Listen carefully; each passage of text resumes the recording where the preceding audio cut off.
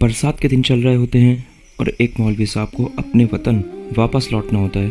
راستے میں دریا پڑتا ہے تو وہ دریا کو پار کرنے کے لیے کشتی کا سہارا لیتے ہیں۔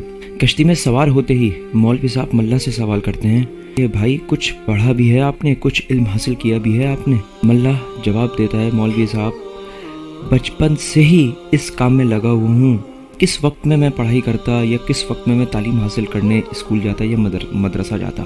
اس پر مولوی صاحب یہ جواب دیتے ہیں ہائے افسوس، تم نے اپنی پوری زندگی برباد کر دی، علم حاصل ہی نہ کیا۔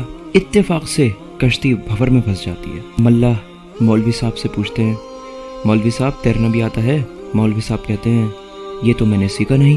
اس پر ملا جواب دیتا ہے ہائے افسوس، آپ نے اپنی پوری زندگی علم حاصل کرنے میں گزار دی لیکن یہ علم نہیں سیکھا، اور یہ بھی تو ایک علم ہے تیرنا۔ جیسے تیسے کشتی کنارے لگ جاتی ہے، مولوی صاحب اور ملا کنارے چلے جاتے ہیں۔ کشتی سے اترنے کے بعد ملا مولوی صاحب سے کہتا ہے کہ مولوی صاحب خدا نے ہر انسان کو الگ الگ صلاحیتوں کے ساتھ پیدا کیا ہے، اگر ہر انسان ہر صلاحیت والا ہو جاتا تو کسی کو کسی کی صلاحیت کی ضرورت نہیں پڑتی۔